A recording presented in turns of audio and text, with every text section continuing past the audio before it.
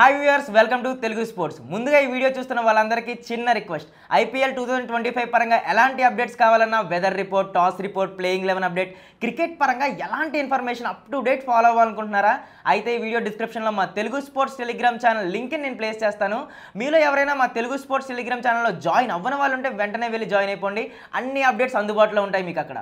Welcome to match number 23 IPL 2025 అనాలిసిస్కి వచ్చేసాం. ఈసారి match Gujarat Titans and Rajasthan Royals మధ్య. ఇప్పటిదాకా పర్ఫార్మెన్స్ పరంగా చూసుకుంటే ఈ రెండు టీమ్స్కు పెద్దగా డిఫరెన్స్ లేదు. రాజస్థాన్ రాయల్స్ 4 మ్యాచెస్ ఆడితే 2 విన్ అయింది, 2 ఓడిపోయింది. గుజరాత్ టైటన్స్ 4 మ్యాచెస్ ఆడితే 3 విన్ అయింది, 1 ఓడిపోయింది.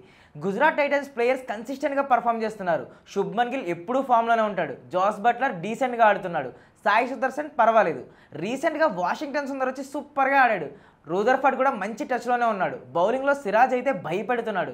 3 మ్యాచెస్లోనే 9 వికెట్స్ తీశాడు. ఓపెనింగ్లో సిరాజ్ దంచుతుంటే మిడిల్ ఓవర్స్లో ప్రసిద్ధ్ కృష్ణ దుమ్ము లేపుతున్నాడు. సాయి కిషోర్ కూడా ఇంప్రెస్ చేస్తున్నాడు. గుజరాత్ టైటన్స్కు ఒకటే ఒక ప్రాబ్లం ఉంది, రషీద్ ఖాన్ ఫామ్. తను కూడా ఫామ్లోకి వచ్చేస్తే ఇక జీటీను ఆపడం ఎవరి వల్ల కాదు. అందరూ కన్సిస్టెంట్గా పర్ఫామ్ చేస్తున్నారు కాబట్టి గుజరాత్ టైటన్స్ ఇప్పుడు పాయింట్స్ టేబుల్లో టాప్ సైడ్ ఉంది. ఇక రాజస్థాన్ రాయల్స్ విషయానికి వద్దాం. ఫస్ట్ 2 మ్యాచెస్ ఓడిపోయింది, నెక్స్ట్ 2 మ్యాచెస్ గెలిచింది. సడన్గా అంత పాజిటివ్గా అనిపిస్తుంది.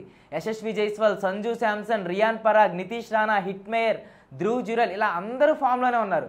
బౌలింగ్లో Jofra Archer first 2 matches struggle అయినా తర్వాత నుండి చాలా ఎఫెక్టివ్గా అనిపిస్తున్నాడు. సందీప్ శర్మ సైలెంట్ కిల్లర్ అనొచ్చు. పర్ఫార్మెన్స్ కూడా బాగా ఇస్తున్నాడు. మహిషా తిక్సానా కూడా అంతే. వీళ్ళకి తోడు వనిందు అసరంగా కూడా ఉన్నాడు. సో ఆర్ఆర్ స్క్వాడ్ కూడా బాగానే ఉంది. ఈ రెండు టీమ్స్ కూడా బ్యాక్ టు బ్యాక్ విన్స్తో ఈసారి కంపీట్ అవ్వబోతున్నాయి. జీటీ లాస్ట్ 3 మ్యాచెస్ విన్ అయితే ఆర్ఆర్ లాస్ట్ 2 మ్యాచెస్ గెలిచింది. స్క్వాడ్ కంపారిజన్ చూసాం కదా, ఇప్పుడు GT versus RR complete analysis చూద్దాం. దీనికోసం toss factor, pitch report, head to head record, playing 11 analysis, prediction ఇలా అన్ని అనలైజ్ చేద్దాం. ముందుగా మ్యాచ్ వచ్చేసి అహ్మదాబాద్లో నరేంద్ర మోడీ స్టేడియంలో జరుగుతుంది. ఈ ఐపీఎల్లో అహ్మదాబాద్లో 2 మ్యాచెసే జరిగాయి ఇప్పటి వరకు. అండ్ 2 కూడా హై స్కోరింగ్ గేమ్స్ అని చెప్పాలి. ఫస్ట్ మ్యాచ్లో పంజాబ్ కింగ్స్ 243 రన్స్ చేస్తే గుజరాత్ టైటన్స్ 232 రన్స్ స్కోర్ చేశాయి. సెకండ్ మ్యాచ్లో జీటీ 196 రన్స్ కొట్టింది. సో ఒక్క విషయం అయితే క్లియర్, ఈ గ్రౌండ్కు బ్యాట్స్మెన్కు పూర్తి ఫేవర్గా ఉంటుందని చెప్పొచ్చు. ఇంకా ఇంట్రెస్టింగ్ విషయం ఏంటంటే ఈ గ్రౌండ్లో ఇప్పటిదాకా ఆడిన 2 మ్యాచెస్లో కూడా ఫస్ట్ బ్యాటింగ్ చేసిన టీమే విన్ అయింది. ఇక ఈ స్టేడియంలో ఇప్పటివరకు 37 ఐపీఎల్ మ్యాచెస్ జరిగాయి.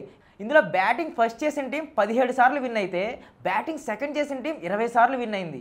రీసెంట్గా మాత్రం బ్యాటింగ్ ఫస్ట్కే ఎక్కువ ఫేవర్గా ఉంది అనిపిస్తుంది. ఇక టాస్ విన్ అయిన టీం 17 సార్లు విన్ అయితే టాస్ ఓడిపోయిన టీం 20 సార్లు విన్ అయింది. మామూలుగా అయితే చేజింగ్ ఫేవర్గా ఉందేమో కానీ రీసెంట్ ట్రాక్ రికార్డ్ అయితే ఫస్ట్ బ్యాటింగ్ ఫేవర్గా చూపిస్తుంది. ఈ గ్రౌండ్లో హైయెస్ట్ స్కోర్ వచ్చేసి 243 రన్స్ ఈ ఐపీఎల్లోనే పంజాబ్ కింగ్స్ చేసింది. అండ్ లోయెస్ట్ స్కోర్ వచ్చేసి 89 రన్స్. ఇక్కడ ఫస్ట్ బ్యాటింగ్ చేసిన టీం యావరేజ్ స్కోర్ 170 కన్నా ఎక్కువ ఉంది. దీన్ని బట్టి ఈ పిచ్ బ్యాటింగ్ ఎంత ఫేవర్గా ఉందనేది మనకి ప్రూవ్ అయిపోతుంది. ఇప్పుడు GT versus RR head to head record అయితే ఒకసారి చూద్దాం. ఈ రెండు టీమ్స్ ఇప్పటి వరకు 6 టైమ్స్ క్లాష్ అయ్యాయి. గుజరాత్ టైటన్స్ 5 టైమ్స్ విన్ అయితే రాజస్థాన్ రాయల్స్ ఒక్కసారి మాత్రమే గెలిచింది, అది కూడా 2023 ఐపీఎల్లో. ఇక ఆర్ఆర్ మీద జీటీ హైయెస్ట్ స్కోర్ వచ్చేసి 199 రన్స్ అండ్ లోయెస్ట్ స్కోర్ వచ్చేసి 177 రన్స్. జీటీ మీద ఆర్ఆర్ హైయెస్ట్ స్కోర్ 196 రన్స్ అయితే lowest score 118 runs. Pitch conditions, toss factor and head to head record చూస్తాం కదా. ఇప్పుడు GT and RR teams playing 11 ఎలా ఉంటుందో ఒక్కసారి అయితే మనం చూద్దాం. నాకు తెలిసి అటు జీటీ కానీ ఇటు ఆర్ఆర్ కానీ ప్లేయింగ్ 11లో పెద్దగా చేంజెస్ అయితే చేయవు. ఎందుకంటే వీడియోలో ముందే చెప్పాను కదా, రెండు టీమ్స్ కూడా వరుస విజయాలతో ముందుకు వెళ్తుంది. సో అలాంటి టీంని ఎవరు డిస్టర్బ్ చేయాలనుకోరు. సో జీటీ ప్లేయింగ్ 11 ఇలా ఉండబోతుంది. Sai Sudharsan, Shubman Gill, Jos Buttler, Shahrukh Khan, Rahul Tewatia, Washington Sundar, Rashid Khan, Sai Kishore, Siraj, Prasidh Krishna, Ishant Sharma.